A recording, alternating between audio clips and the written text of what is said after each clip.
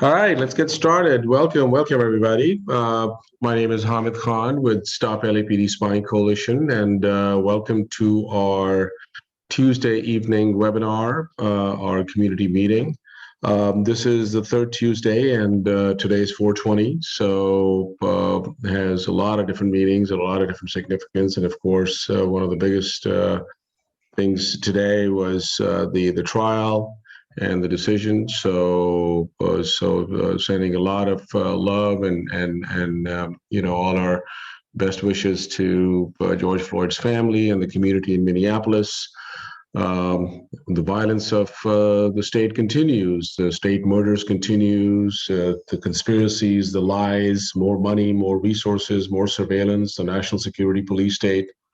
That goes on as we continue with our fight. So today is the third Tuesday, and the way our meetings and webinars are set up, that we started doing these webinars, and today's webinar number 54 since we started on March 23rd of last year in 2020. As a result of COVID, where we would meet every Tuesday evening at our space at our home at LA Can in downtown Los Angeles in Skid Row.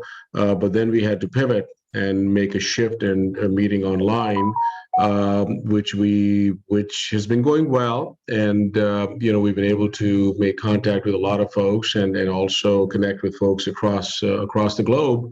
But we do miss that on the ground organizing, good old door knocking and doing collective knowledge building and building collective power.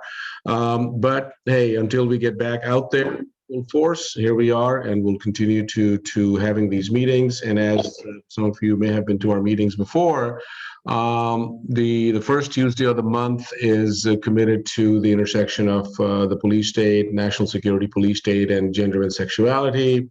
The second Tuesday of the month is committed to the intersection of police state and the war on youth, how the youth are being criminalized. The third Tuesday, which is today, is our general meeting where we look at the broader political landscape and do a lot of knowledge exchange. The fourth Tuesday, which will be next Tuesday, is about data-driven policing and the police state.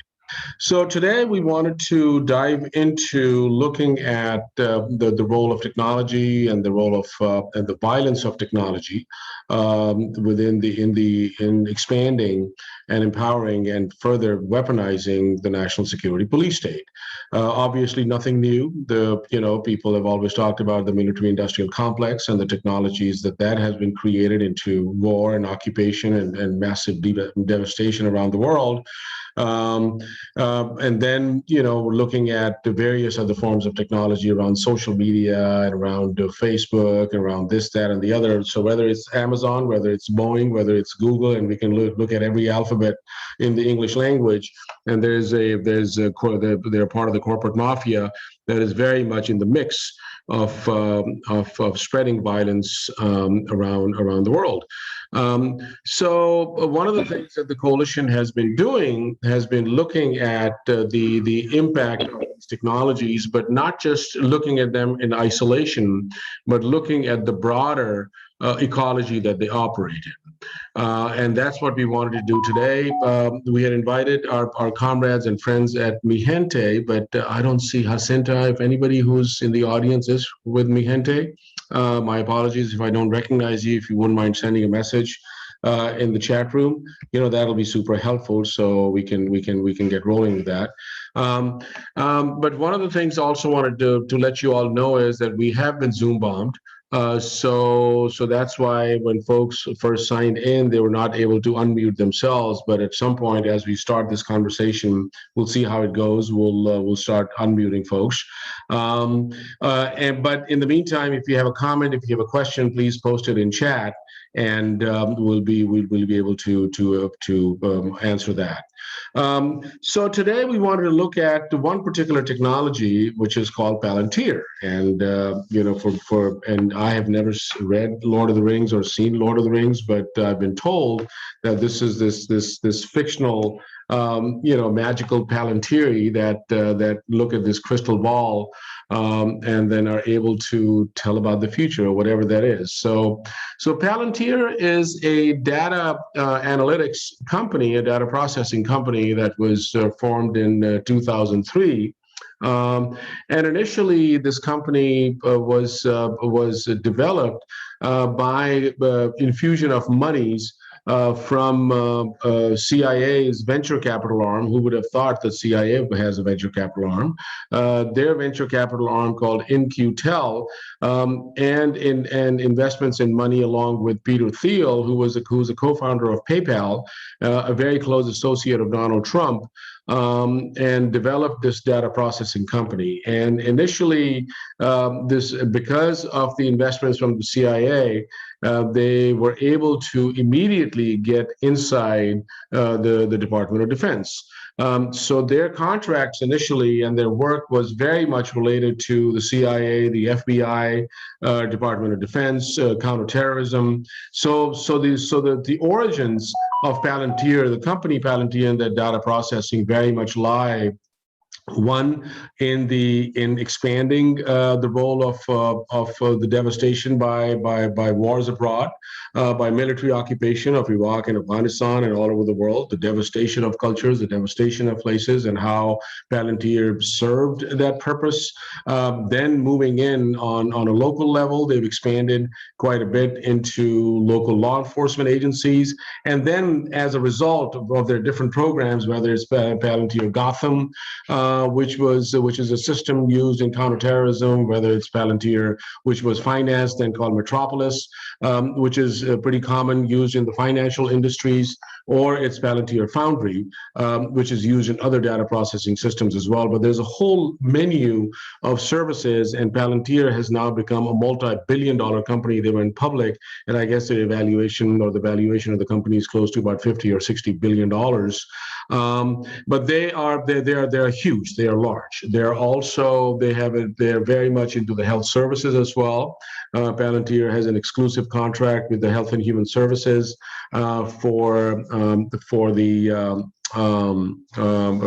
H&H Health and Human Services Protect, which is basically working with the Center for Disease Control and the National of Health and Human Services for all the COVID mapping and other things as well.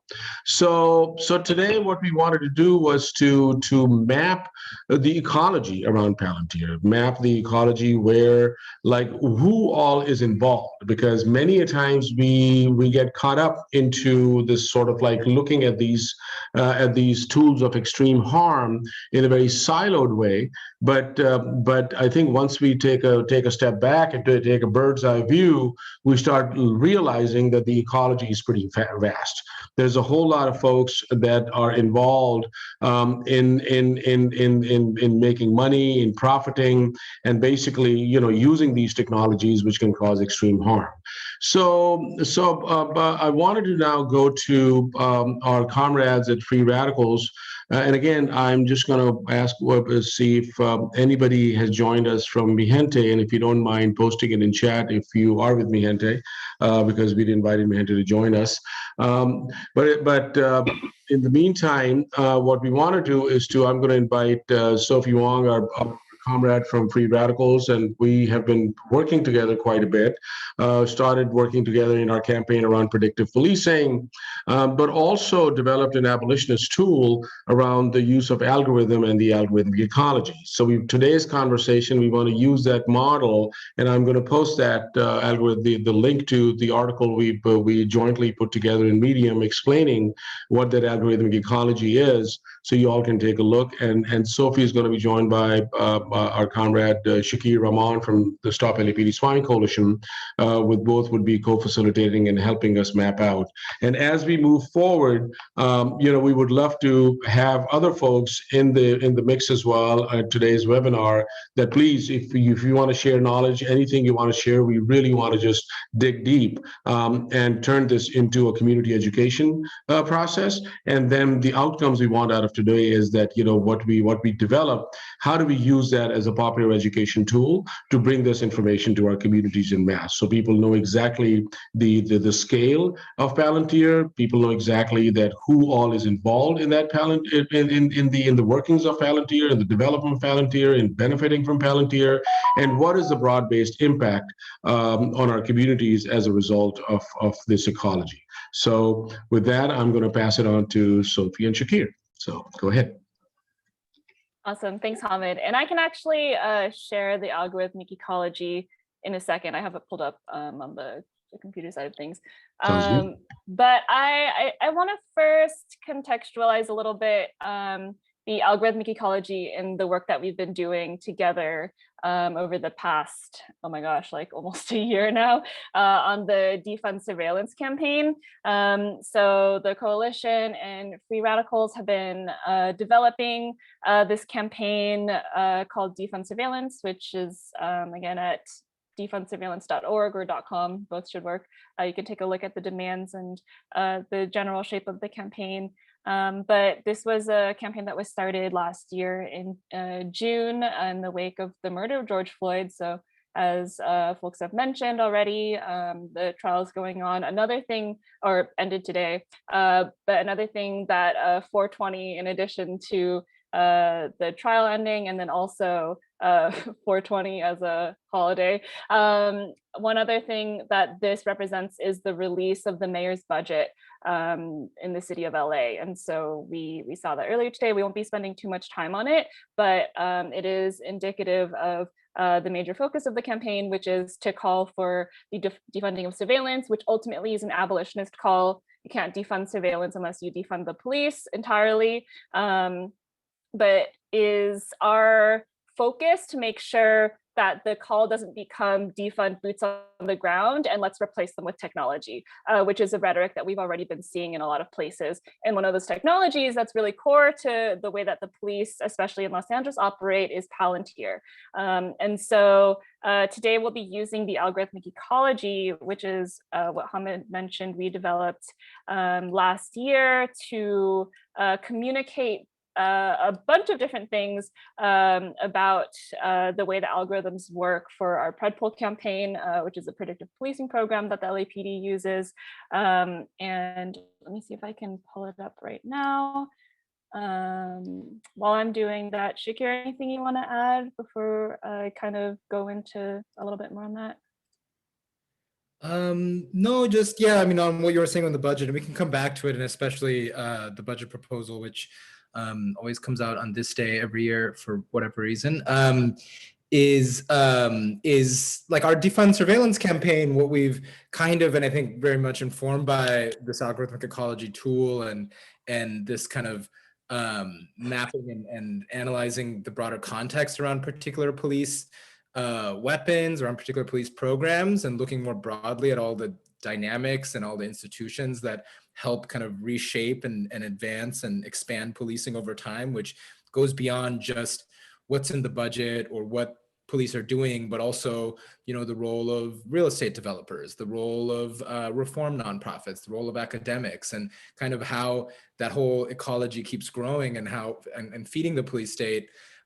So yeah, so our defund surveillance campaign in that way is while we were, you know, deeply analyzing the budget and dissecting it and working to intervene in the kind of bureaucratic process around the budget in city council and in the police commission, we're also taking on the other aspects of that ecology, including thinking about what we need to do to best a lot of these institutions from policing. So what it would mean for who contribute research to police, for industrial actors who build tools for police, nonprofits who help kind of sanitize police concepts and supply like reform ideas for police to strengthen and reshape their violence.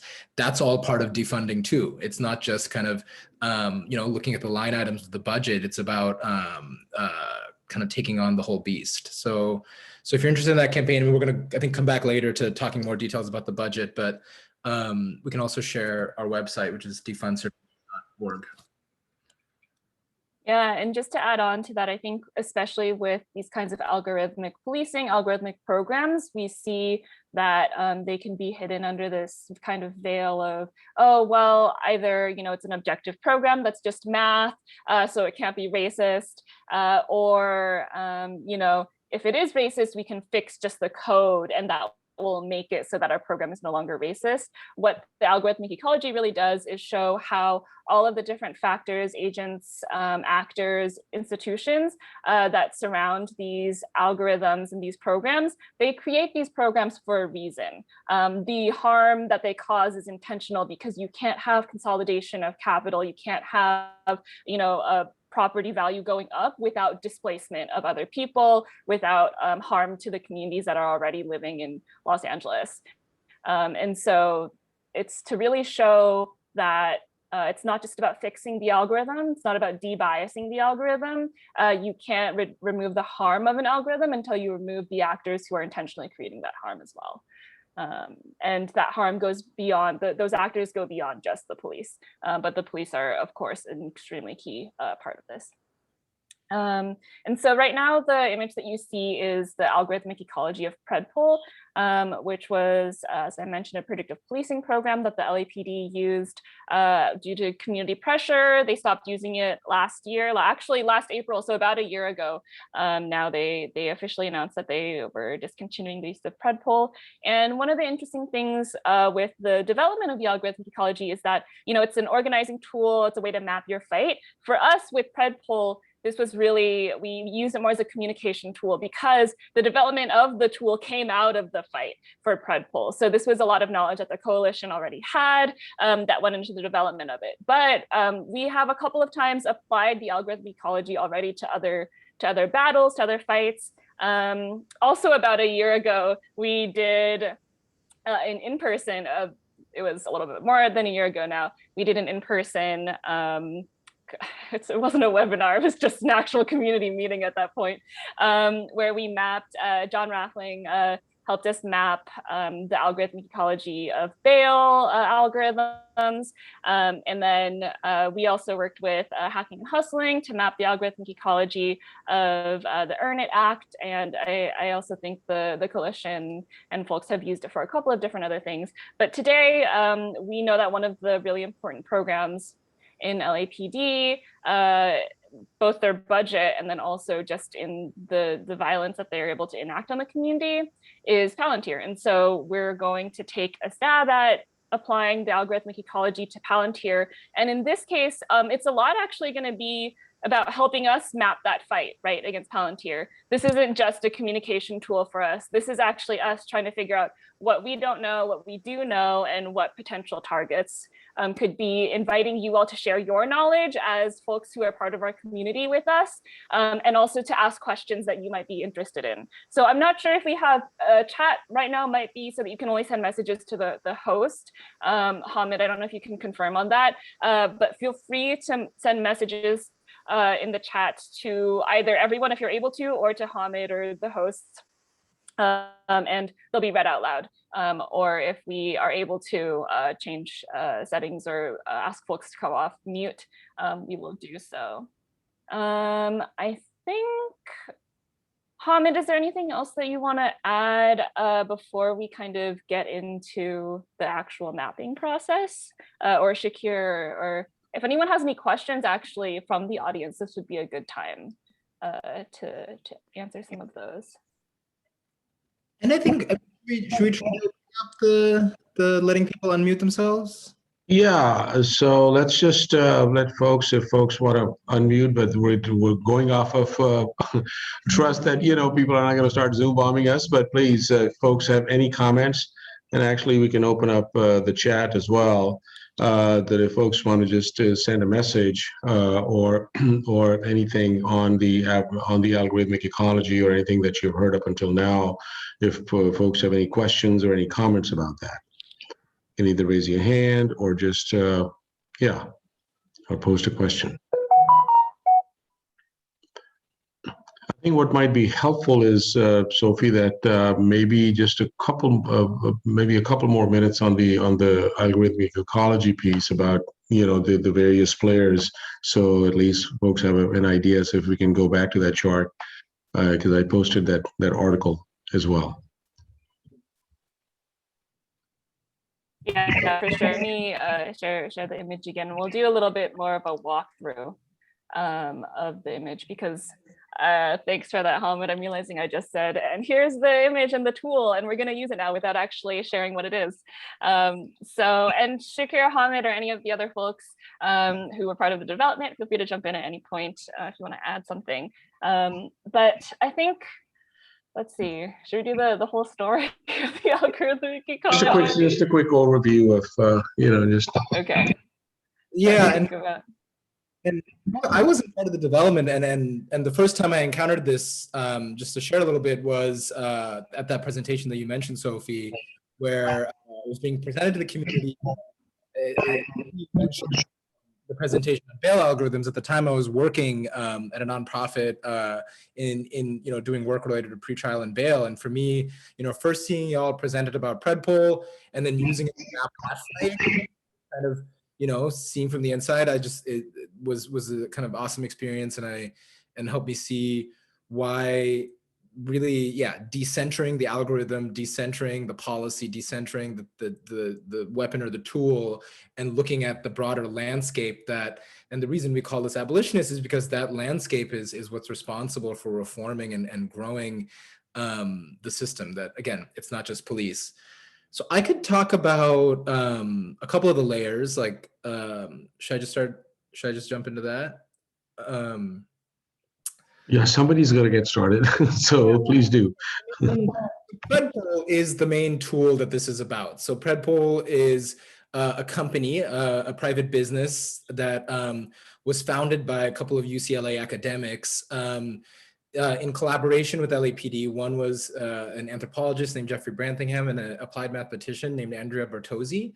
So they were, first generating the research and their scholarship about how you can use algorithms to predict crime, they claimed. And the algorithms in particular that they were using, the one that they actually applied and patented for Predpol was had to do with predicting earthquakes or something.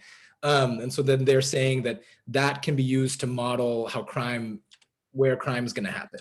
So as we were organizing, or as the coalition, again, I wasn't involved, was organizing against Predpol, recognizing, I think, the role of those academic institutions, first, providing the kind of intellectual scaffolding and academic kind of legitimization of this even notion that you're going to predict people's crimes, rather than obviously just kind of predicting where policing is going to happen. The role of academics in kind of producing those new concepts or new frontiers of really of white supremacist oppression, but really new frontiers and tools for policing. That's an obvious part of the ecology. Also, their research was funded very much by a bunch of federal sources, including the National Institute for Justice, the Bureau of Justice Assistance, Department of Justice. Those are major funders of kind of police innovation, and some of those grants are even called police innovation grants or something, to help kind of police come up with new ways of expanding their violence, sanitizing their violence. But in addition to that, the Department of Defense has been involved in seeding this research. And I just want to flag that because, thinking about that again, when we come back to Palantir as a major kind of driver of the research. And then, so those are kind of the institutional, operational layers.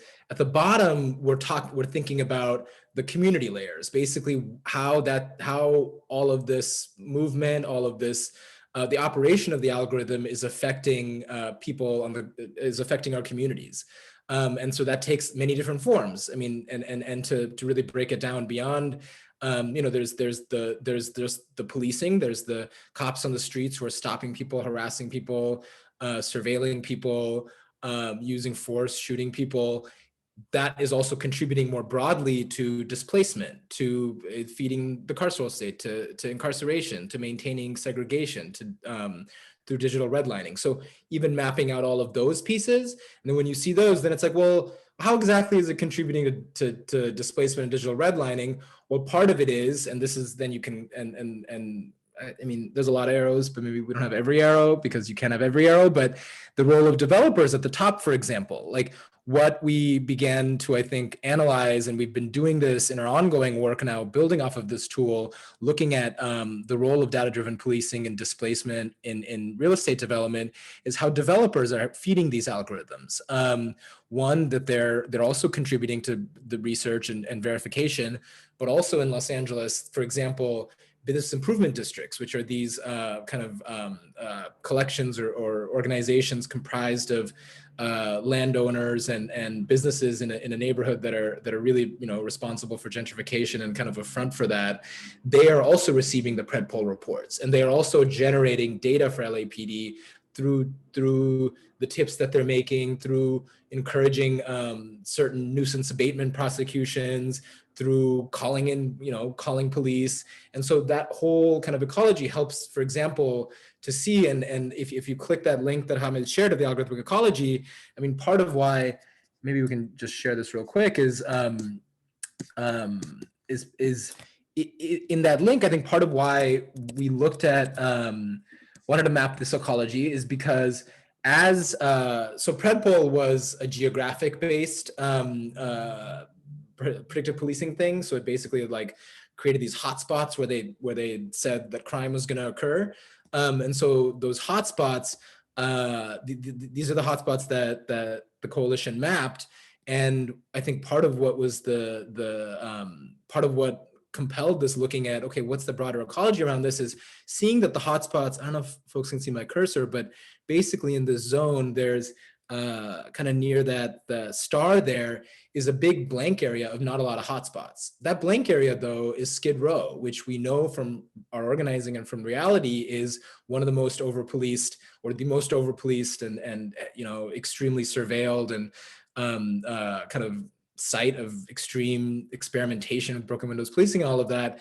It's where a lot of enforcement is happening, but it's not where the hotspots are. That kind of, I think, compelled the coalition to look at, here is more complicated than just the standard kind of narrative you often hear around these big data policing and algorithmic policing, that you have data that's bad or corrupt or racist because it's from past policing, and that's just going to create a feedback loop of sending police to the same place. If the story was that simple, you would expect a ton of those hotspots in Skid Row, but they're not there because as we kind of looked at the broader ecology, recognized that predpol was a tool for containment, and you can't understand that story of containment and that border of gentrification kind of encroaching into Skid Row without mapping the role of developers, mapping the role of nonprofits, and all of that. So yeah, so those are the layers of that, hopefully to kind of help get some juices flowing for when we do it for Palantir. There's a question here, Alexandra, asking about what triggered the hotspots.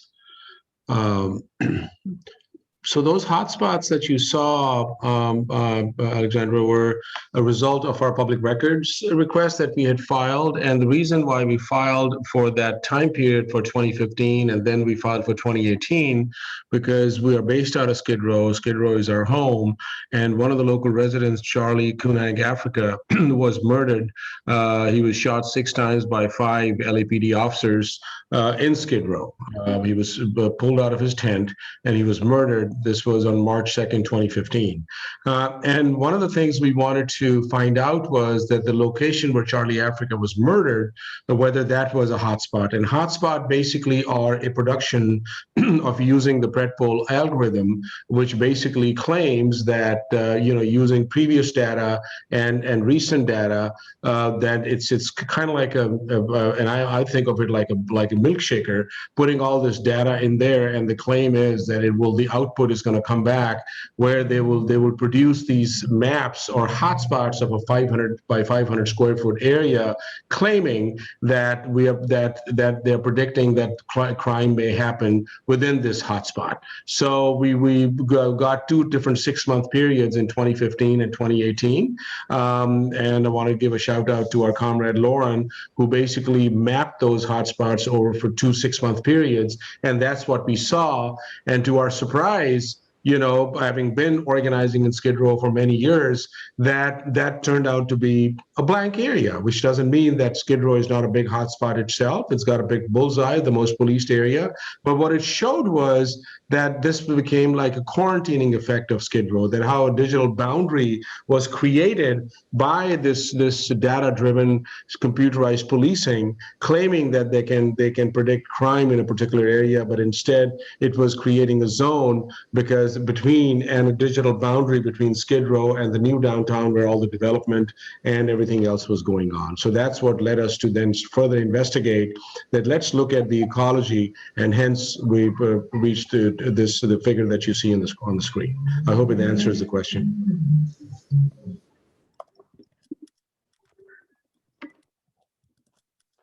I also got a question DM'd to me about the arrows.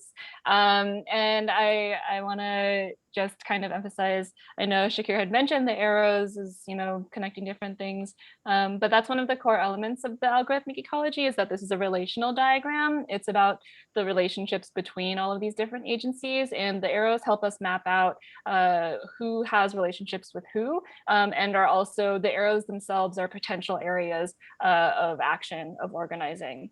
And a couple of other things. Shakir, you told the whole story, so you covered all the content. As we're kind of applying this to Palantir and thinking about it as an organizing tool, a couple of things I want to highlight are that on this version of the algorithmic ecology, you see these little smaller pools of academia, federal government, private interests, or Predpol and LAPD for the operational layer. And then also these ideologies at the top: settler colonialism, white supremacy, patriarchy, etc. Excuse me. And these are going to be different for any kind of ecology that you're mapping out. The thing that is going to be the framework for this, that you'll see in a little bit, is just those 4 categories on the right. So the ideological, the institutional, operational, and community. And so these smaller subcategories are kind of ways that we, in the Predpol fight, we're categorizing the different agencies and institutions and actors, but that could look different for every fight, for every algorithm that you're mapping onto this. And so it'll be interesting to see what kinds of categories. There'll be a lot of similar categories for something like Palantir. So it'll be interesting to see where similar ones are coming up, and what might be different, what might be influencing the development of Palantir that we don't have here on our Predpol map. And yeah, Hamid, Shakir, anything else? No, I just want to see if folks have any questions or any comments up until now before we dive into the Palantir ecology. There's a comment from Susan about the hotspots is like digital redlining, like digital and physical apartheid by race and caste. So that's exactly what those hotspots showed up. Thank you, Susan.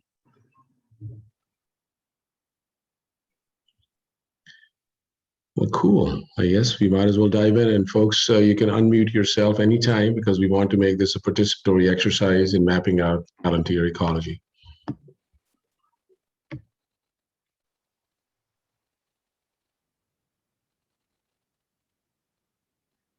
So Sophie, you're going to share the diagram, right? Yeah, 1 second. Yeah. Give me... And it's going to be blank, and I'm going to kind of wait and make people come up with things to put on there. Yeah, I mean, thinking about kind of, we've been on Zoom doing these webinars compared to meeting in person, where, yeah, if we were doing this exercise, we'd probably have a big butcher paper out and just be drawing on it. So, it's hard to recreate that online, but yeah, that's the idea. Good? Okay, we're good. I'm just going to be looking down. So, Shakir and Hamid, go ahead.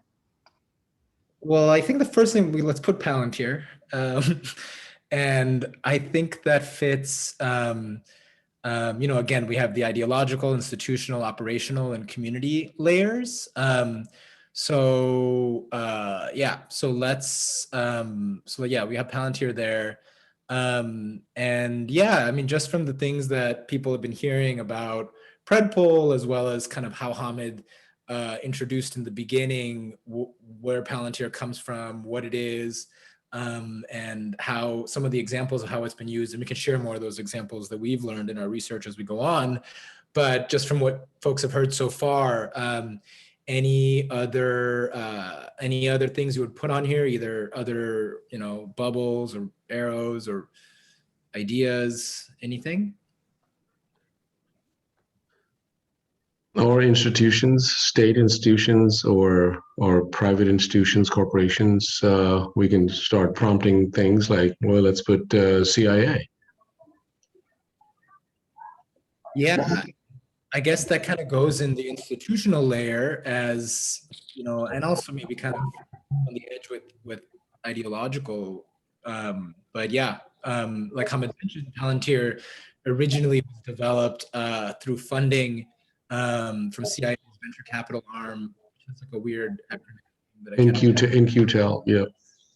So they provided the kind of seed money for it, as well as I think like Peter Thiel or two of the people working for him at the time would like every couple of weeks fly to Langley to the headquarters and like show off, here's the tool that we've been working on. So very much, developed in conjunction with CIA. And then over the years was used to run the CIA's and the US military's drone assassination program. That was kind of the data infrastructure. How do you spell InQtel? Just IN-Q and then -DEL.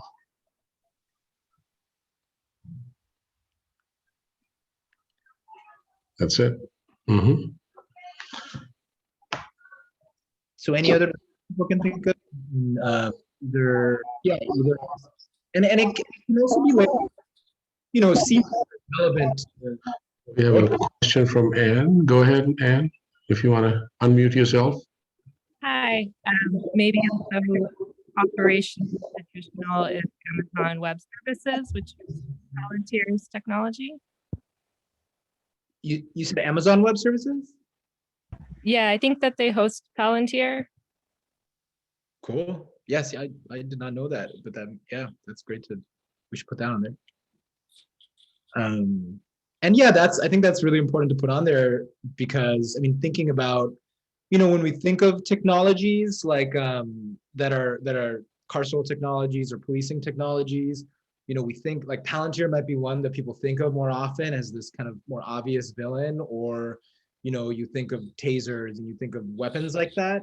But even like the cloud infrastructure that Amazon Web Services provides, or the record management system that Microsoft provides, those systems are also integral to profiling and police violence in just, less kind of perceptible ways, but just as critical to the violence. And Amazon's also obviously involved in selling those Ring cameras that are a major kind of source of surveillance too. So that's a good one.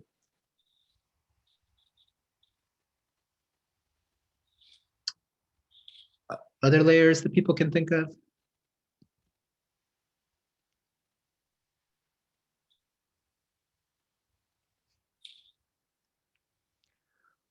Well, maybe one thing, we talked about the CIA, so other ideas about funding. Oh yeah, here, great, Tiff. Do you want to share that? Yeah, I was just thinking of DHS and how I don't know if they belong in different places on here or how it works, but DHS has definitely been part of the funding of Palantir for LAPD in terms of grant money. I forget the name of the grant, but that's definitely taken place. And then also DHS, of course, they engage in information sharing with LAPD as well. Yeah, totally. And DHS, the Immigration and Customs Enforcement within DHS, they're a big, they use a lot. Let's talk about that. I want to we'll come back to the grant that you mentioned, the DHS grant, and then Anne's suggestion about academia. But first, Hamid, do you want to spell out a little bit more about kind of ICE and ICE's role within DHS of using Palantir? Or anyone else who knows about that? I've heard you talk about it. Yeah, so there's a message here from Kyle about CIA, DHS, NSA, FBI, CDC, Marine Corps, and a few other. So U.S. military. Is that institutions that use Palantir or that fund it? That use Palantir and have contracts with them. Cool.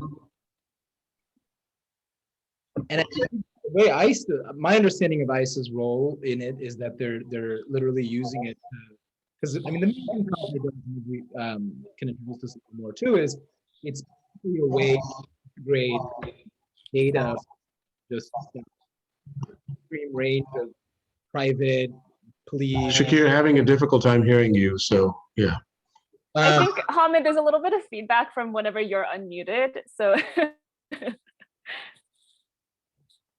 Yeah, so what I was saying is yeah, I mean the main thing, the way Palantir is operationalized is, and this is how the ICE does it too, is it just sucks up data from a wide variety of sources, everything from DMV data to police data to like literally like I think like Papa John's like orders is one thing that people have exposed, that like they get addresses and orders and stuff from that, and so then that's just a massive kind of collection of databases that they can easily search for people, find where people live, also map relationships, who knows who.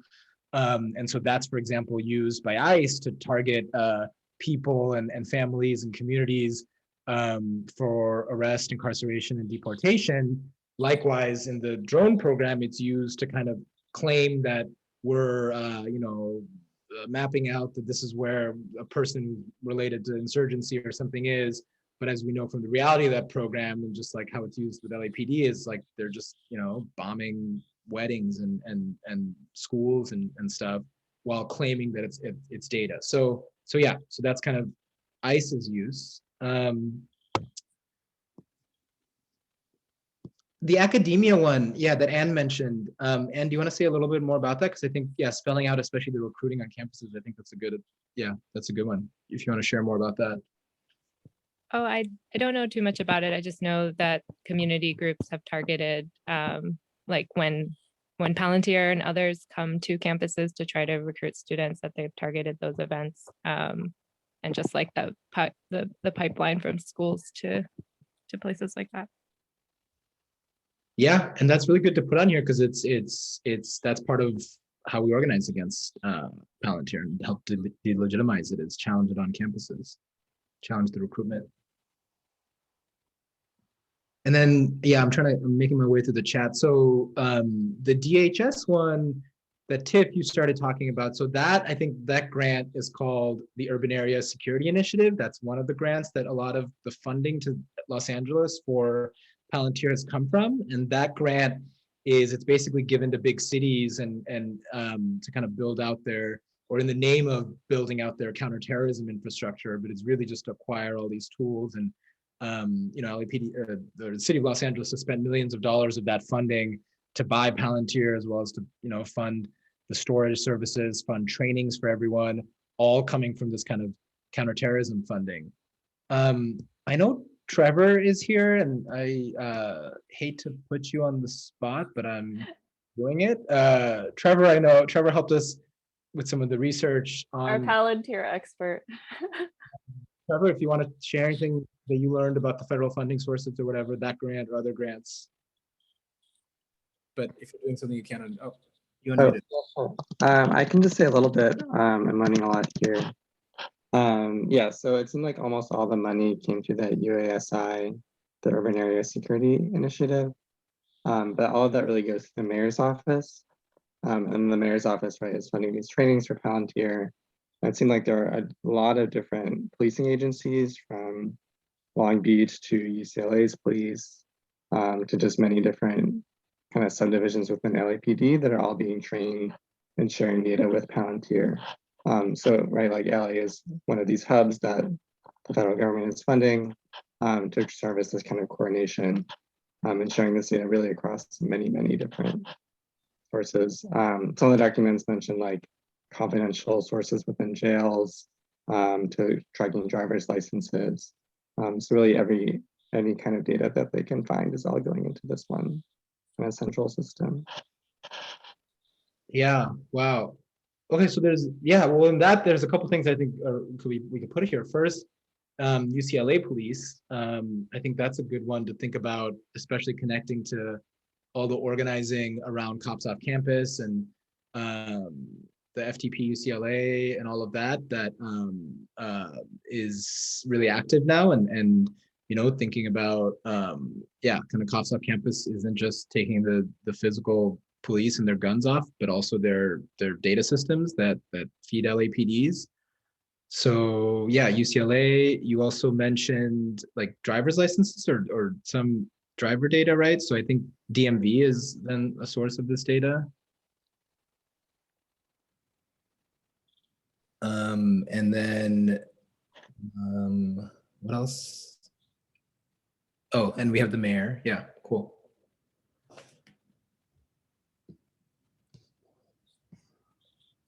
So yeah, and then Kyle, you also shared some of Palantir's funding, and yeah, Palantir is a public company. I think it just did its IPO like this year or last year, so there's a lot of like people on Robinhood and stuff who are making a lot of money off of it.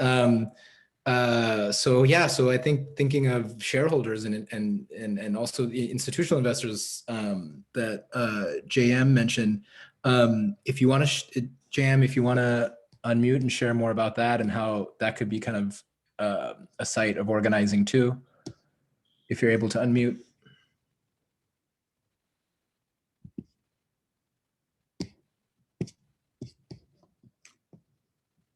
Oh, maybe we lost them. But yeah, I mean, I think especially with these public companies, and that goes as much for Palantir as for Amazon.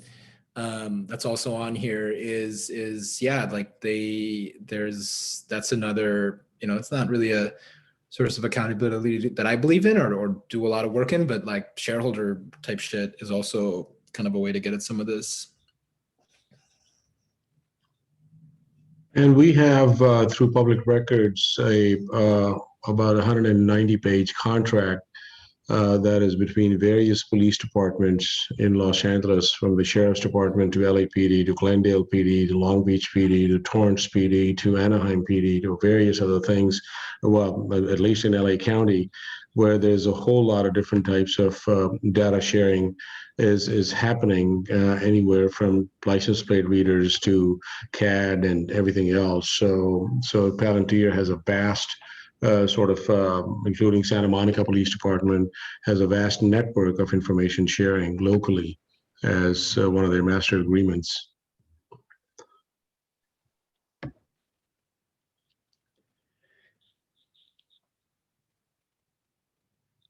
Yeah.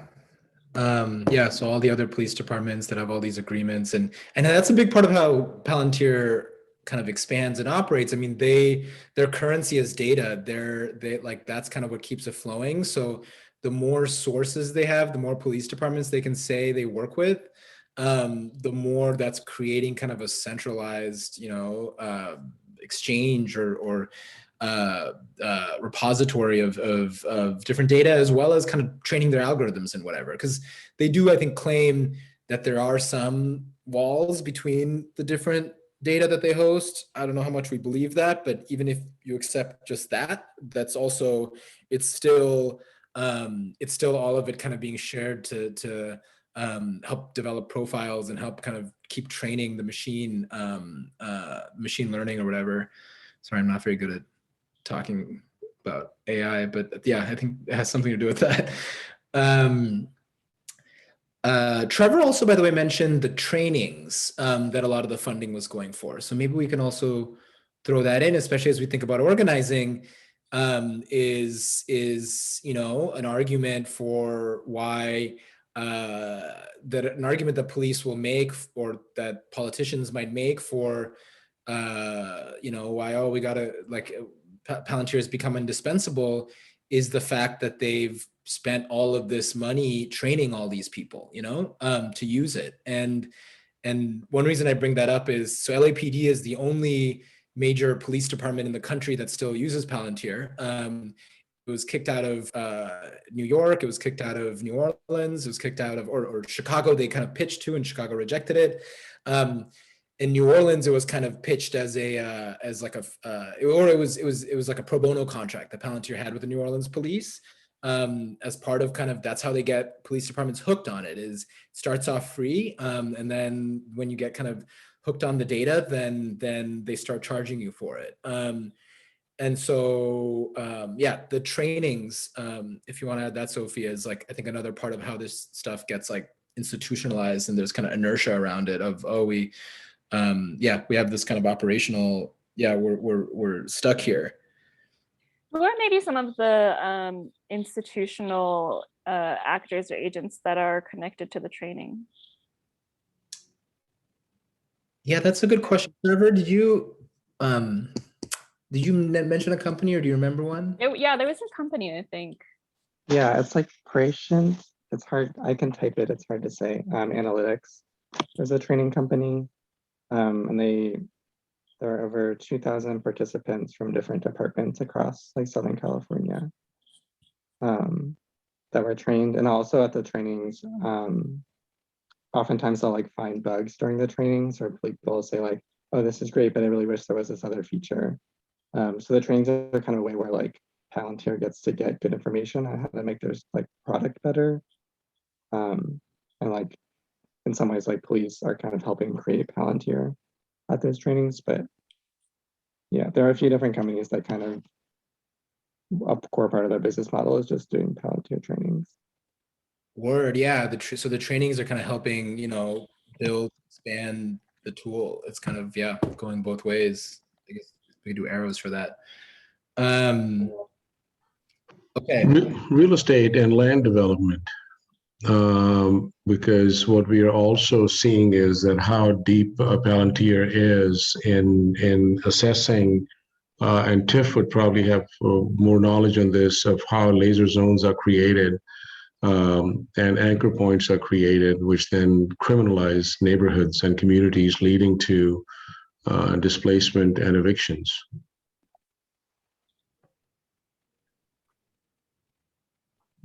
Yeah, and in terms of like the community layer, I was thinking about how exactly that, Hamid, about how Palantir is used so much by LAPD to locate people, like to do searches for people, to track people using that ALPR data, to track people using all of the locations that they've ever been registered at in the past, and kind of like, I don't know if triangulate the data or however, like by mapping people's movements. So to locate folks, and then also to like criminalize them based on what are these different data points that we know around a location. Like for instance, if a crime has occurred at a specific location or around a residence, they look for what are all the data points that we have that are to do with this area. And then they kind of use those as like a premise for going and talking to folks or stopping folks and kind of pulling people further into their kind of into their grasp. So yeah, so it's definitely used that way very much by LAPD. Kyle, do you want to talk about what you mean by, you have a couple of comments about open sources and tools, including Facebook and other things? Yeah, sure. Can comment. I was just thinking how all of these tech companies rely on building tech and using other people's tech, often in the format of software that's built usually in a very open source way. Like there's a lot of tools that Palantir relies on, and tools that they build for others that aren't necessarily connected to any of these specific kind of applications or like the purpose of their company. There are things like, building UI tools or building database management tools, which are very general purpose, but that entire ecosystem of software also helps support them. There's a lot of people doing open source development out there that are essentially providing free labor to companies like Palantir. So I would put something like open source software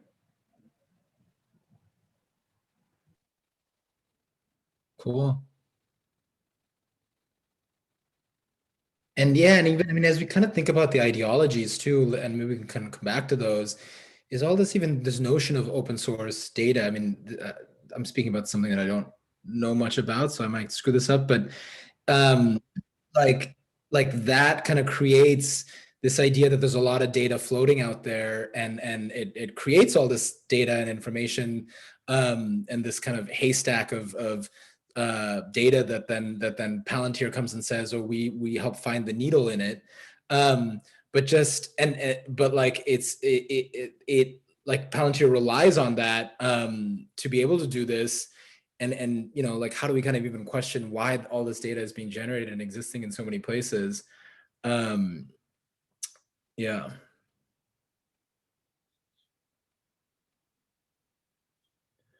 I saw Yarden also said the Palantir funds academic scholarships. If you want to, is there anything you want to share about that, or you can unmute?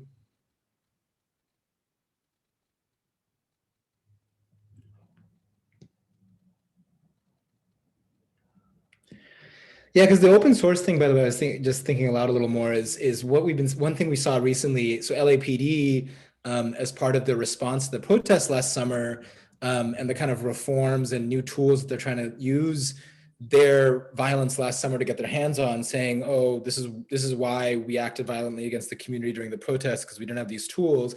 They're saying they want these open source surveillance tools. Like, we're not going to be, you know, that it's not anything covert, it's just to analyze open source data. And, you know, I think they partly mean mining of social media, mining of, you know, other available data that you can really develop a profile of someone from and really learn a lot from. But that comes from just this kind of, yeah, open data type stuff. And even though, like, from a privacy type notion, all of that is public and out there, it can still be really used to monitor, to stalk, to criminalize people. Tiff, you had also mentioned ALPRs, which yeah, are license plate readers. So that's another thing I think, yeah, kind of also, I mean, I don't know exactly how this fits from the open source perspective, but it's like, you know, driving around on the street, you're out, like you're in public. So in a way, like, that's kind of claimed as that's open source, or that's only harvesting of public open source data, just where people are moving around or their license plate registrations. But it's obviously it can be used for extreme harm and surveillance. So yeah, and Palantir has a whole system called Thunderbird, or it may even, one of the two is just their license plate reader, and that LAPD uses that. Yeah, and you're right, it's Thunderbird, and it's like yeah, you'll see, like, on some of the, and I know I've shared one with you, Shakir, like on some of the maps that we got from Operation Laser, kind of showing what their missions were. We saw how in some neighborhoods they actually had on the map, like, to go down this street with the, I forget what they called it, but it was essentially like scanning the plates. So it was like, on this street, you know, your mission is to scan the plates of all the cars in the area.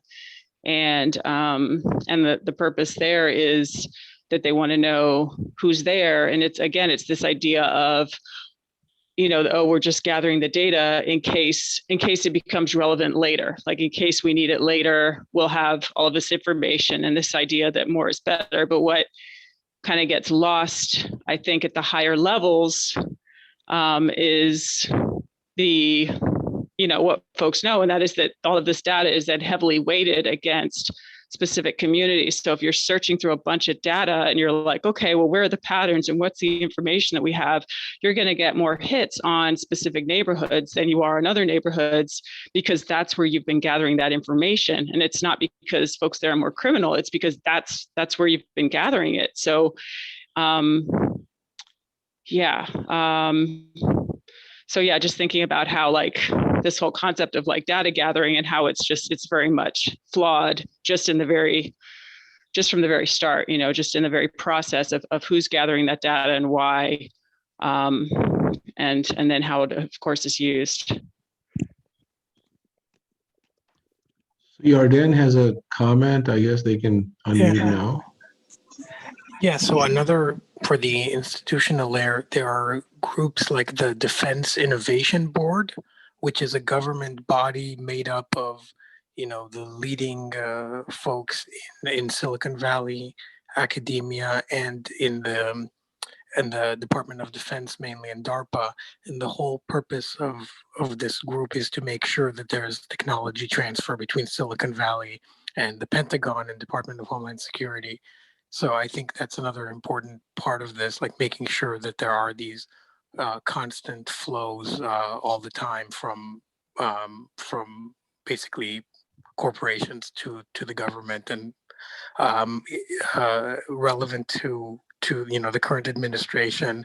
Biden's leading science advisor, Eric Lander, who's should be confirmed soon, sits on that board, and so does Eric Schmidt, who is the former CEO of Google.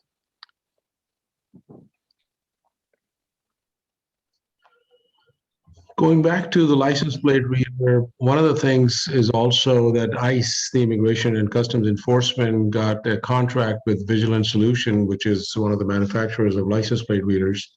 That's about a $45 million contract. And then the connect through that is that during its early years, Palantir basically brought in Thomson Reuters. Reuters, which is the media company, so into the mix as well for a lot of information gathering. So in a sense, through these connections about license plate reader, and that's where Thunderbird comes in as well, that how information can get shared, where even local law enforcement agencies are claiming that this is a sanctuary city. We are not sharing information with Immigration and Customs Enforcement, but through other means of their data collection. There are so many different conduits where information can be shared as well. And there's a comment here from Adit as well that I think maybe we should break up within the Palantir bubble and identify the various kind of just sources they have, like Gotham and Metropolis and Foundry and Thunderbird.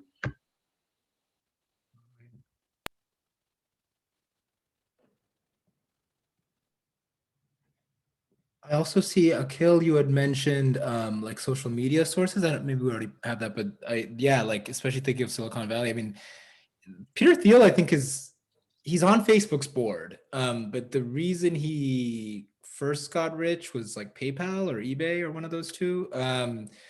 But yeah, I mean, and then kind of the whole story during the Trump years of Peter Thiel kind of being Trump's like kind of whatever entry point into Silicon Valley.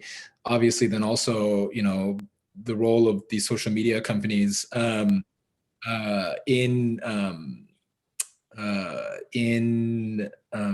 Sophie, I think we lost it's come back. In being responsible for kind of whatever political manipulation or whatever through data.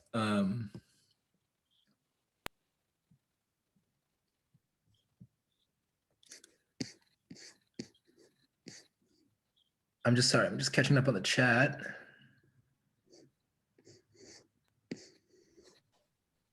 Sorry, is it okay if I just add a few things, because I got just suggestions before I leave, because I have to leave in a second. But first of all, yeah, I don't think Facebook or social media is up there quite yet, but it's implied in other ways. I also think, along with the open source at the top of the ideologies, one operational way that's operationalized is data mining. And data mining, is a sort of industry now. And I also think that that kind of goes hand in hand with behavioral surveillance and the idea of the predictability of behavior in the first place.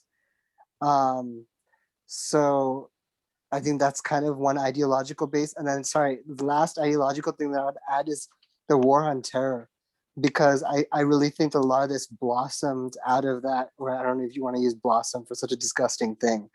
But yeah, as Hamid says about the suspicious activity reporting related data, and the fact that this was technology tested in occupations of of Afghanistan, for example, for years, using it in foreign occupations before implementing it within the US.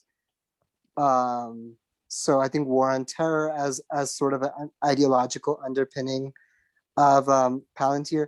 And then one just idea, and it's obviously maybe not possible within this sheet, but considering the way that Palantir sort of functions as this like conduit for the information sharing environment, this way that all these different things are connected, idea is even having a layer specifically be all the different data sources. And that way you can see that even if, you remove one, like facial recognition, that Palantir is still collecting data sources from all these other things, So that's just an idea of the way that this particular tool works, where as opposed to Predpol, where the data is pretty limited to historic crime data, Palantir's is really just all consuming. Yeah. Were you gonna say something, Hamid? No, just a comment from Adit that deportation raids and mass deportation as a vehicle for an enabler for mass deportation, it should be listed in community impact. Just reading a comment from Adit. And also Pancake, if you want to share your experience, because you mentioned that you had a direct impact as a result of the license plate readers.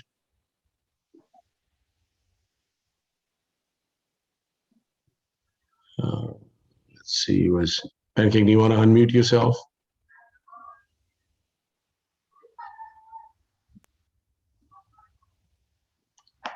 I guess maybe we lost Pancake.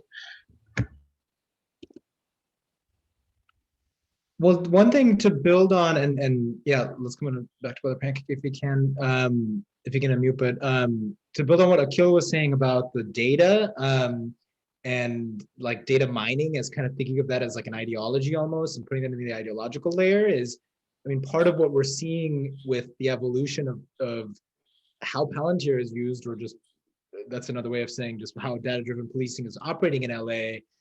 Whereas in the past it was used for these predictive policing programs. Now LAPD in their new, like when they got rid of Predpol and another program called Operation Laser, which actually maybe can call on Tiff in a minute to help put that on the community layer too. After they replaced that with this kind of new framework for their data-driven policing called data-informed community-focused policing, which actually came out a year ago today, also on 420. That talks about like how a big part of how or why they're gathering all this data is to ensure kind of accountability and to ensure fairness. So it's basically data mining and data collection presented as reform. Of course, and I think Palantir is really kind of central to that, because like the way Palantir operates, Palantir just needs to have more and more data flowing into it. Otherwise, and that's kind of what Laser and these past programs help feed it with. Now they're saying we need to keep kind of collecting data on everything police are doing, everyone they're stopping, everywhere they're patrolling, but to measure accountability and to measure fairness. But of course, operationally, what's going on is they're just out there doing the same shit. They're out there policing in the way they police, and it's feeding through this ideology of reform and accountability. It's feeding the data systems and the data integration software. Pancake, I see you're back with your camera. You want to share about the license plate readers? Myself. About this plate recognition, I had an experience. Me and my daughter had an experience, I guess earlier in the year. And there was a peace officer that was behind us. And, this system, we started, doing whatever. He pulled us over, but I knew my rights. And I brought it before him, said, something wrong, officer. Said it was just running the place, just out of a whim, just running the place. Also, I engaged a parking enforcement, and I asked them about the interrelationship between LAPD, the systems that they use. So I've been doing a little research on that. like when they impound somebody's car, how they excessive parking tickets, and how they communicate, with OPG, Official Police Garage, and the LAPD. So penalizing people and capitalizing, and it's got to stop. It's got to stop. So from first-hand experience, the systems that they use, and I think so was mentioned about the plate recognition. Yeah, they do that. They do that just to be doing it, really, just to be doing it. Thank you for letting me speak. All right, go ahead. Yeah, Maybe something related to that about pretextual stops too. yeah. As a community layer, is it because it basically, when a cop can just pull up all this data on their phone, that makes them think, oh, I need an excuse to go after this person. And then they use the criminal law to pull them over for a tail light, or not turning correctly, or whatever. So yeah. And Hekik also mentioned the like parking ticket enforcement, which I think is, that's I think part of, and that's another agency too, DOT, I think. And so that's another kind of flow, both of data and the way that the data is used to exploit people and target people, and yeah. Brother Pancake, I think, put it as like capitalizing and something else. What was the other term you used? That again, Sophie. It's actually exploitation and criminalizing, and out of a whim, just like they have nothing else to do, go all around all day, put in the system and, pulling up your license plate, So out of a whim, they do that. And I document it. I document it too. I said, what's your name? I got it all. I got it all. So I put the heat on him and he left. He left us alone. That part. Yeah. Yeah, you got to watch them back. I'm glad that you're safe though. Tiff, do you want to share? I guess we haven't shared kind of the one of the implementations of Palantir that the coalition is most familiar with, because Palantir was critical to LAPD's predictive policing program, including the like individual person targeting of it, which was they've generated these chronic offender bulletins. So Tiff, if you want to share about. Yeah, I'd love to fill out this arrow. Which arrow? Yeah, this one yeah, right and I'm not here. sure which arrow you're pointing at. Sorry, there's a little bit, my internet is trash right now, but the arrow that's going from, because we have a lot of ways that different agencies in the LAPD, all of the arrows point towards Palantir. What are the arrows pointing from Palantir to LAPD? Which is exactly the chronic offender bulletins.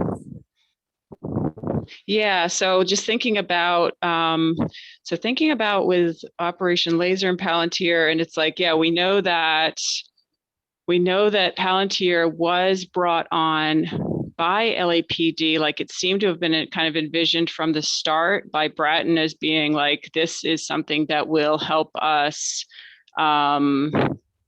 Yeah, I guess I don't know enough about how that actually started, but I'm just thinking about, like, I know a big part right from the beginning was the FI cards, and that was kind of a very big piece in terms of like the FI card, which is field interview card, which is what LAPD fills out when they stop someone, and gathering people's information on there. And so that was used to find out like who was out in the community, and like it was very much stated like that's what they would be used for. So it wasn't that you had to be doing anything, it was that this was to be gathering information on who was out there. That was fed into Palantir. All of that information became data points, and then that was used to map where people were, and to be kind of compiling information about them. And also it was used to map relationships, and that was used to criminalize folks, because that was how a lot of Operation Laser was to do with criminalizing and labeling people as gang members. And so by mapping out social relationships, or what they thought were social relationships, LAPD was able to kind of say who's a gang member, who isn't, and and then kind of go after them on that premise. So yeah, so social mapping was a very big part of that. And then Shakir, as you said, it was then, so it was kind of it was used to gather that information, do the social mapping part. And then once a person was kind of put out there as like, oh, this is a potential offender, this is a gang member in the community, it was used to then create a bulletin of, this is all the information that we have about this person here on one sheet. This is, you know, all the places that they've been seen at, and these are the dates, these are the people they associate with. So it was kind of used to compile the information, and then also to create missions as well, to send people out on missions and then to track the results of it. So it was very kind of all encompassing, very central to that program. That is a very full sheet, Sophie.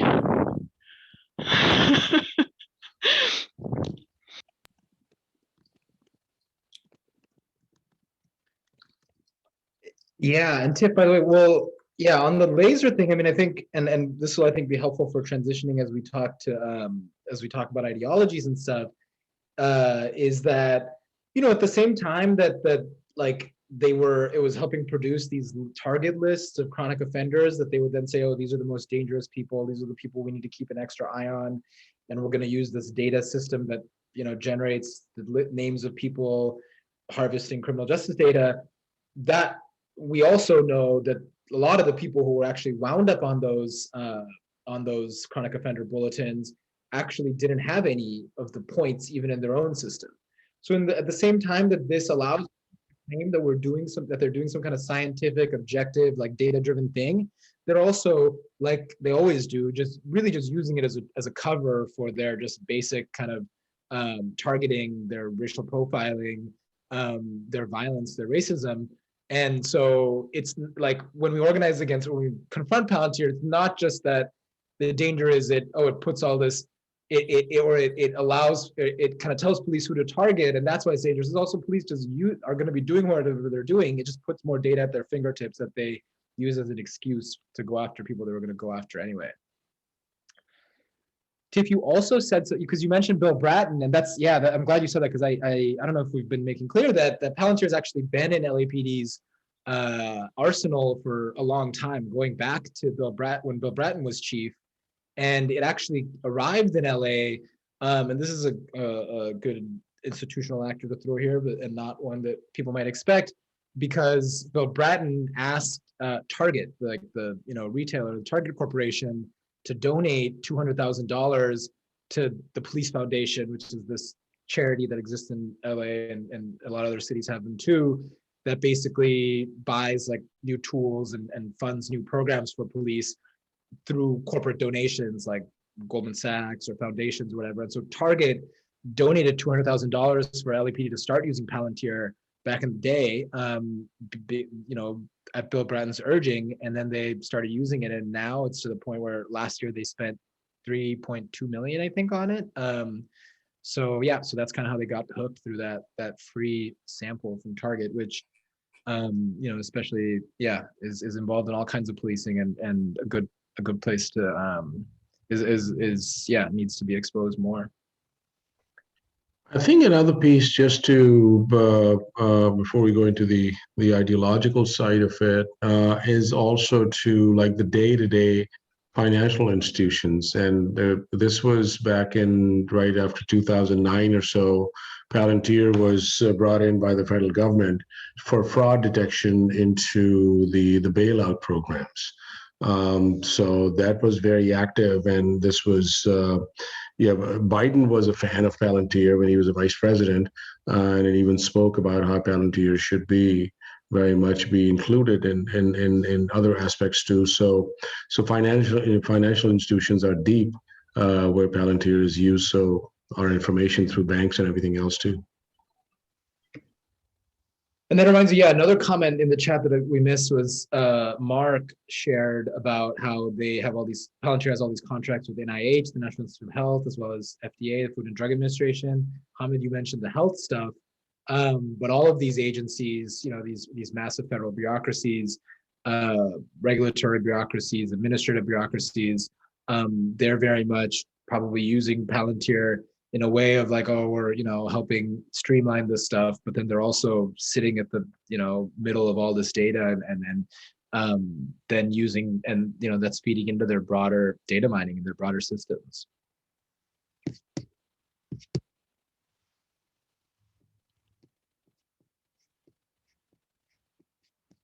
Comment from Julia. Julia, do you want to unmute and share?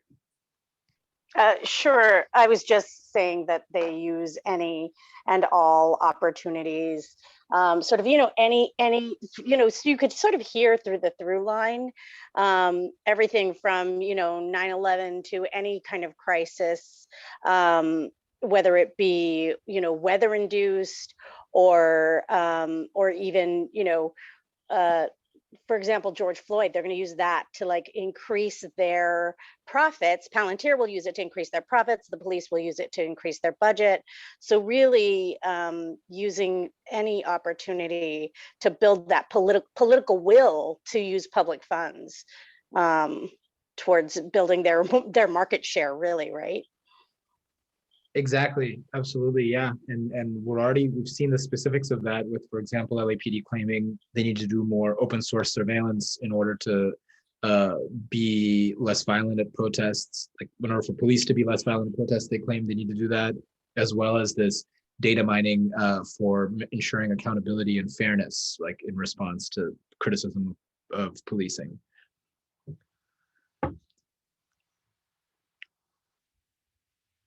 Any other things, and then we can transition to, I think we probably can do the ideological layer maybe on a separate thing or something, but I want to spend some time on that. But before we move on to that, any other of the institutional, operational, community layers?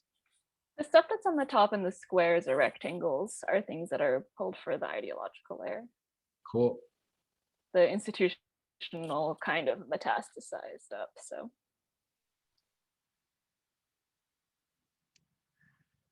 Okay, yeah. Anything else that people want to throw on here?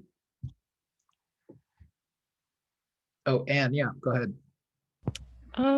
I wasn't really sure how this fits or if it fits, but I know that they use the partnerships with the National Institute of Health or Veterans Affairs as kind of like a recruiting tool. And then there are people that join Palantir, to work on those projects who are ideologically opposed to the partnerships with law enforcement. And then that causes like internal pushback and lots of like employees either being fired or quitting in protest. And there's a lot of like internal things like that. Yeah. And I think that kind of fits in the disaster capitalism, or just like the many faces that Palantir takes as it enters new spaces. And I mean, part of this is probably going to be boring, so I'm not going to talk about it too much. But like a whole other fucking weird thing about Palantir is, and others might know about this too, is like the dude who is the CEO of it, Alex Karp or something, he was basically like Peter Thiel's law school buddy, and he's like a PhD in social theory or something. Like he studied in Germany under with Jürgen Habermas, who's like this major kind of public intellectual, whatever, and yeah, so it's just like he kind of presents this like liberal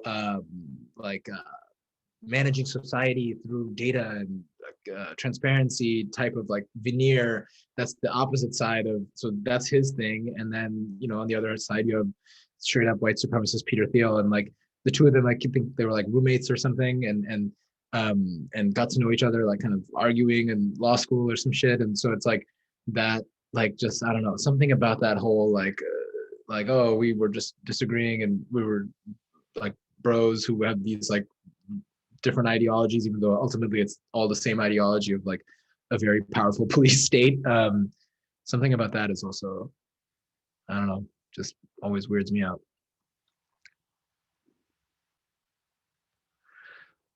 So are there other ideologies maybe that people can kind of draw out and to share on here? And I mean, again, I think I think this is an opportunity to really think broadly about it, especially and to draw it out of all the specific examples we have here. I mean, for Predpol, we had the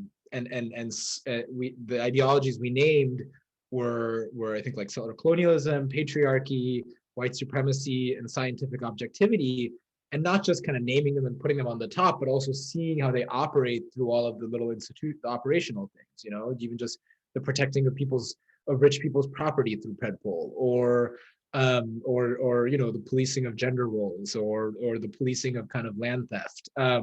So it's not just, I think, so try to think of the ideologies, and I think, in a way they're already on the board because they're implicit in everything else we're talking about. But if folks want to try to name more of them.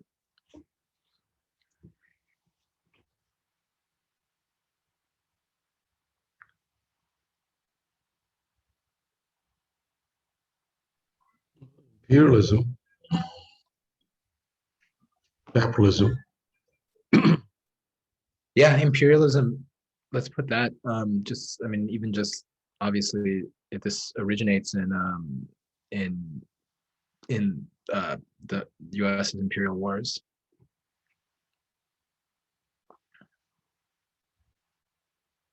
And then you said capitalism, Hamid? Yeah. Yep.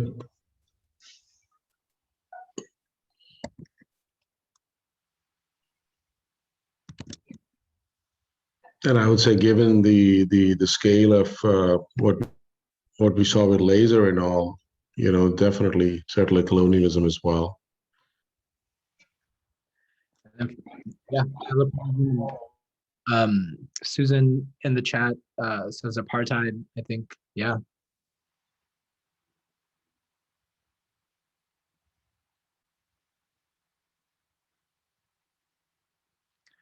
Then also in the chat we have techno-determinism and carceral capitalism.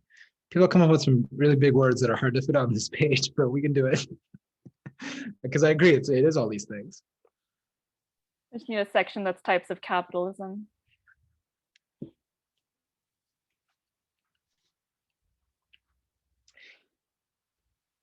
There was also something Akhil said earlier that I think is like worth just, kind of trying to get our hands on a little more of, like, talking about like even just the idea that people's behaviors can be predicted, and like that kind of, I don't know, like, just like where that comes from, and especially thinking about, we were talking earlier with Predpol, how it's created by this academic anthropologist whose work is, before he was looking at crime, he like his early research was on like predicting like patterns of like hunter-gatherers in the prehistoric Tibetan plateau, like where they would go and, I don't know, hunt. And so like he was using models and data to map that.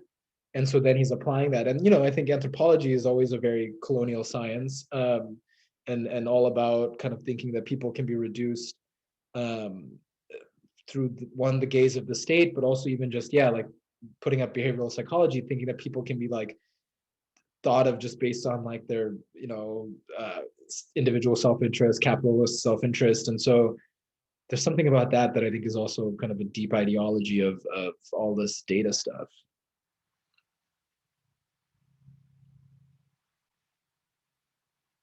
Then patriarchy, these are all patriarchal ventures.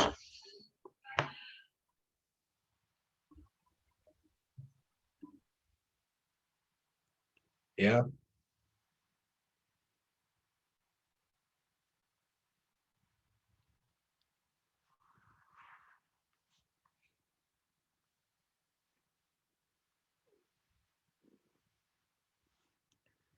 Oh yeah, Kyle's saying, on the point about behavioral psychology as well as social media and Facebook, that Palantir worked with Cambridge Analytica. Yeah, not a thing I've heard about in a little while.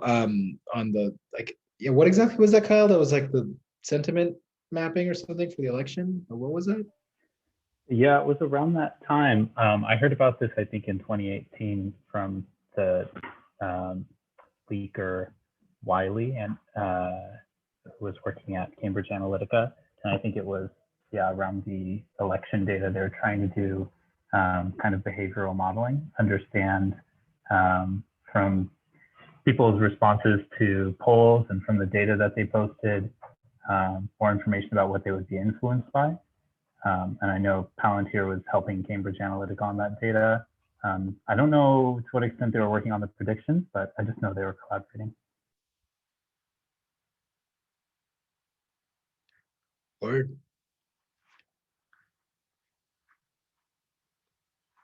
Any other thoughts that people want to share? And another aspect of this, by the way, is we're naming things that we know, but this is also helpful for mapping things that we don't know and what questions we might have of what might its connection be to this, or what do we need to know? I mean, like funding, I guess we know about, but if if there's aspects of the fight that we don't know and want to learn more about, we can also put questions on here.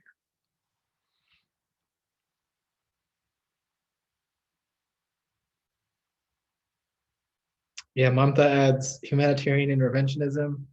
Mamta, we're trying to think of shorter terms to be able to fit, but no, I agree. That's definitely a good one, going, stretching from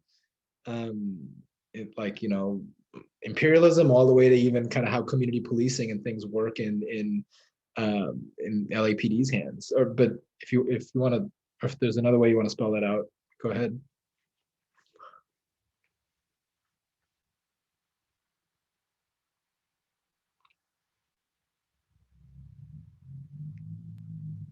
I made the canvas bigger, so feel free to use as many big words as you want. I think I would also add in the impact piece, we have deportations, incarceration, I guess, and then we should also add in murder by state, because we saw that how in laser zones people were being killed by the LAPD. Yeah.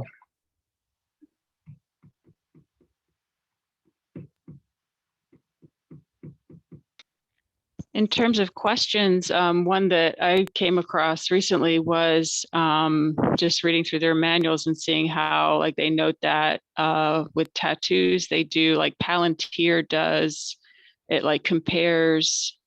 compares images.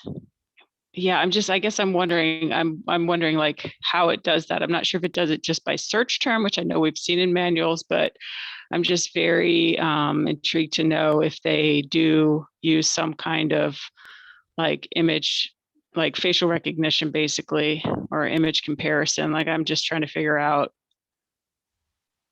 how they do that image comparison, which is what they called it. So that's a question that I have about Palantir. Yeah, I don't know. And I think, yeah, especially as we think about facial recognition and other biometric type stuff that the police want to do, I want to learn more about that too.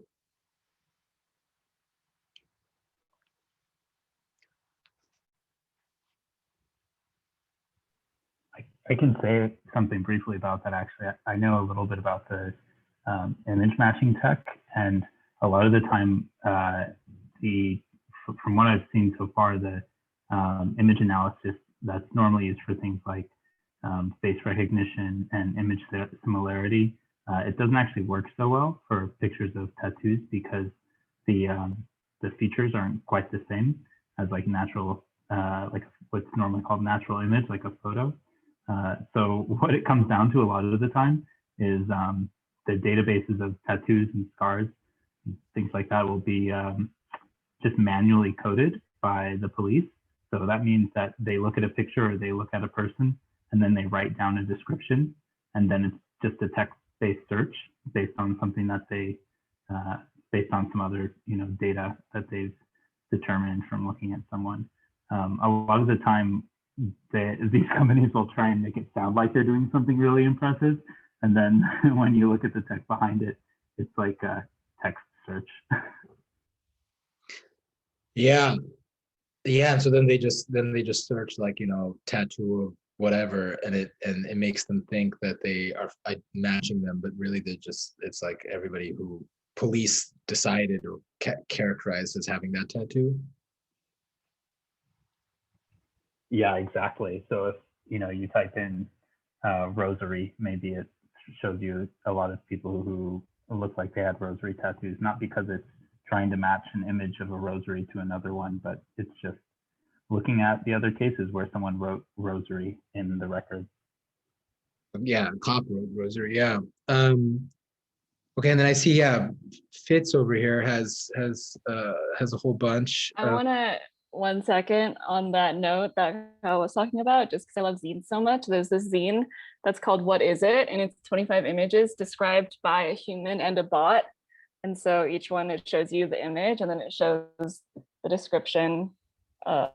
So it gives you the human description first. So this is like a silver, it's like a whole like page and like paragraphs. And then it shows you the actual image, and then it shows you the computer description, which was just a close-up of a rock. And so to that point, I think this is a really poignant kind of explanation of that. It's by Joyce S. Lee, if you want to check it out. I don't know if this is backwards or not. Cool.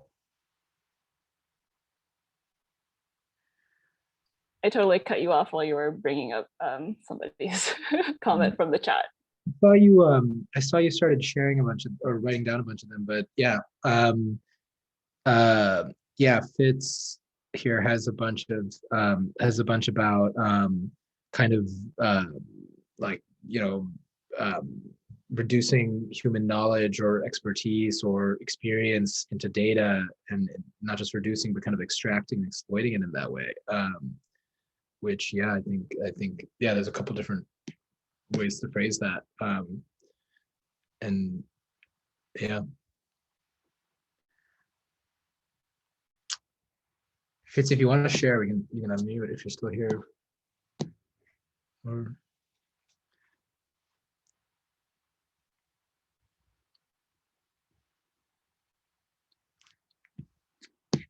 and then Susan saying, yeah, if the cameras can't see you, a sensor has used machine learning to recognize your gait. Exactly that. Yeah, we talk about facial recognition, and actually we're going to come back to facial recognition shortly, or maybe we can start transitioning there. But that's just one of many forms of biometric surveillance that claims to be able to identify people based on aspects of just your physical being, whether it's your face or how you walk or your eyeballs or whatever. That's all that's all kind of harvested and tracked by, or can be harvested and tracked by police. That's a good corner over there. It's a bad corner. Yeah. Okay, any more on this, or then maybe we can, yeah, there's a couple other, we can, yeah, maybe move on from Palantir at some point.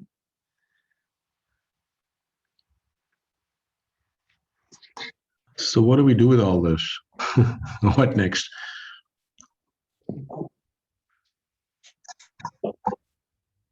Shakir literally left the screen so as not to have to answer that question. I was turning on my light.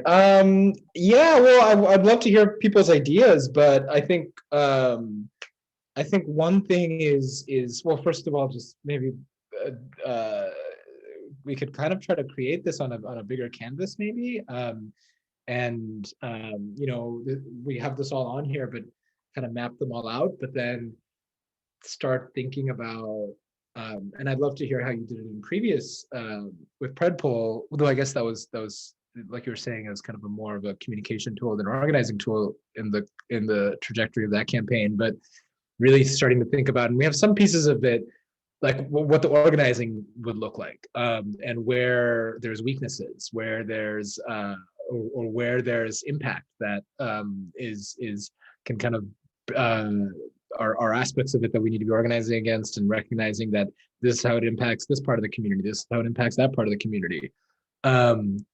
So yeah, I think another, that kind of a next step would be in kind of doing that organizing work around this and research, and maybe I'll just use this opportunity to plug that, everything the Stop LAPD Spying Coalition does is pretty much just volunteers hanging out and talking and planning and strategizing and learning together. So if this part of the exercise interests you and you want to be part of the next parts of it, hit us up. You can either hit us up in the chat, or probably the best way is email stoplepdspying@gmail.com to plug into if there's any of what we've been talking about today that interests you, or the defund surveillance fight, or the data-driven policing work that we've been mentioning. The data-driven policing is looking at, it started off looking at the predictive policing systems, and now looking at other types of data-driven policing. Also looking at the role of land in policing, and LAPD's role in kind of gentrification and displacement. That's another area of work and area of both research and organizing with unhoused communities, with housing organizers, with tenant rights folks. So if any of this stuff is interesting to you, hit us up and come get involved.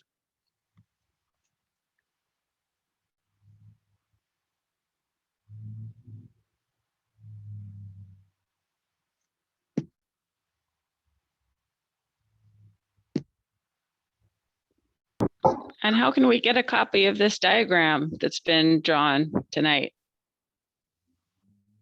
Well, yeah, I think one thing is at the next. If you pay me $100, I'll email it to you. Tiff, you specifically. Done. That's some disaster capitalism, Sophie. Waiting Palantir's harm on the community to make a buck. I'll sit in the capitalism's corner. Go to the capitalism's corner. We should put this up though. It'd be nice to share it on social media, and then maybe if you want to host it on one of the sites. I don't know if you want to. I mean, it's fun to look at, but I'm not sure how legible it is right now. I think it's legible to us having been part of this conversation. But Tiff, I can definitely send you a copy of this, and then maybe we can talk at our weekly meeting if anybody wants to join us for our weekly strategy meetings about what we want to do to make this freely publicly available. Yeah, I mean, I think it'd be cool to share this just to share with the community and like what we did today, the exercise. But yeah, I think at our next and what Sophie just mentioned is the Defund Surveillance campaign meeting, which is, or whatever, strategy work group meeting, which is every week. If anyone's interested in coming to that, that's maybe where we can think about the next step of maybe converting this into like a publishable, more legible form, as well as planning some organizing based on this. And this recording of this will be uploaded on the website by this coming Friday or Saturday anyways. So it'll be available, the whole exercise. Cool.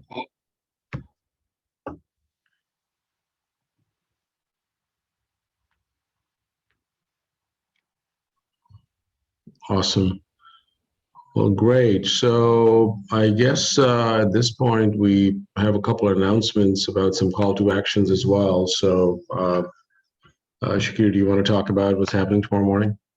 Yeah, so tomorrow, speaking of facial recognition, which Susan and a bunch of others have been talking about, so the Board of Supervisors, which is the kind of legislative body for LA County, is getting a briefing tomorrow at their monthly public safety cluster meeting, and the briefing's about the county's facial recognition system, and so the sheriff is going to come present about that. So that's the system that LAPD uses and has used. It was revealed last fall that they used it 30,000 times secretly, because they've been claiming to the public that they don't have facial recognition, but they have been using this county system, including to search faces from the protests last summer, and all kinds of other uses. So the community kind of mobilized in the police commission in January, calling for the police commission to reject an LAPD proposal to create LAPD was trying to get this policy passed to use, to kind of codify their use of facial recognition. The police commission, kind of as they do, they just reject LAPD's policy. So that's kind of, so LAPD can now use facial recognition on any photo that they gather from a surveillance camera, from social media, from wherever. And so what we're doing tomorrow, the mobilization is asking people to comment to the sorry, I'm just trying to pull up the public comment link, but to the Board of Supervisors public safety meeting tomorrow. So that meeting is at 10, and we have a here, I'll share it in the chat. We have a kind of document that, like a mobilization document that explains how you do the public comment. It has the number, it has the email for if you want to do written comment, it has some talking points, or if you want to do written comment, it has the email template that you can just copy. So yeah, it'd be great if everybody can do a written comment and show up at the meeting and dial into the meeting to do a public comment too. There's the phone numbers there.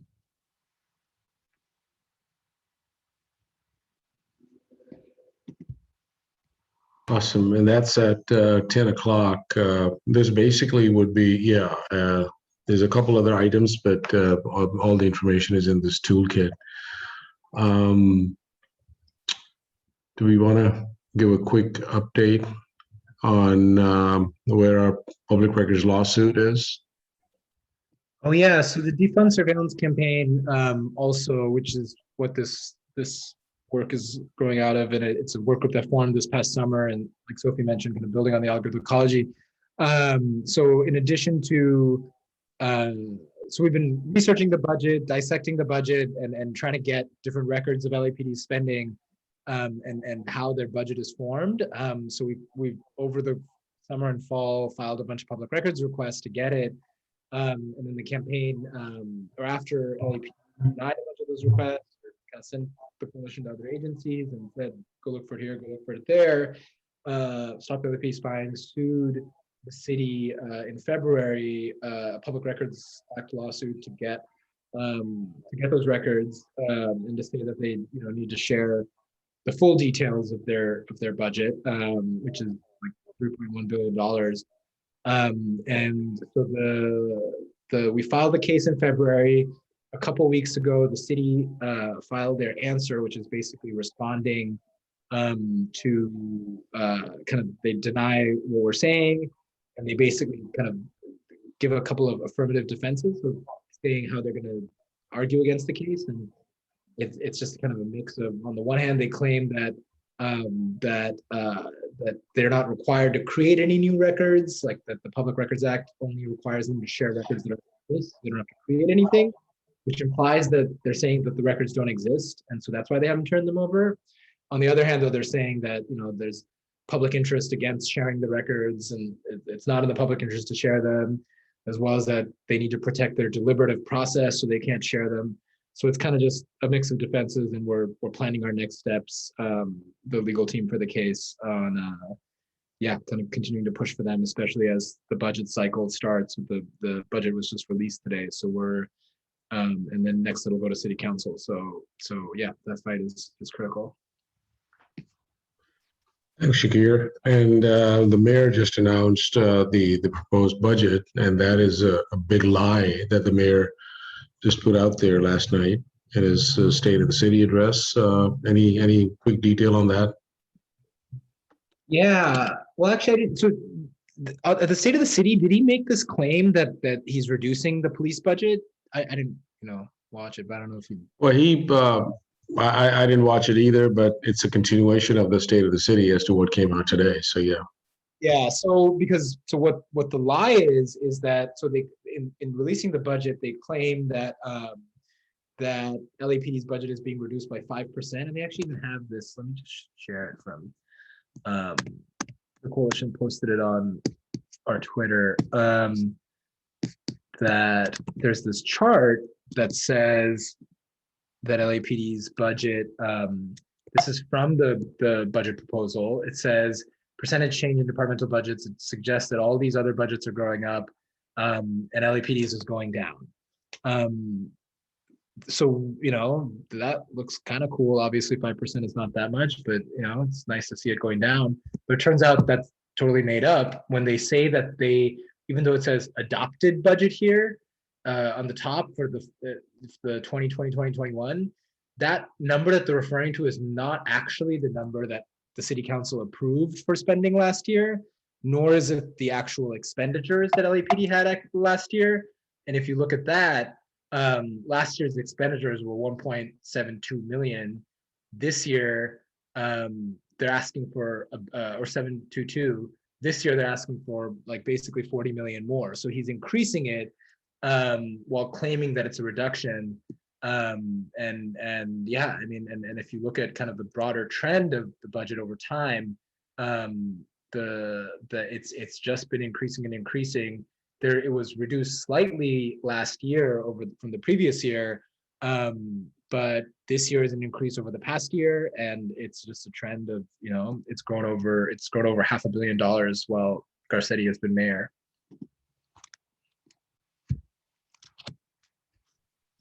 Thank you.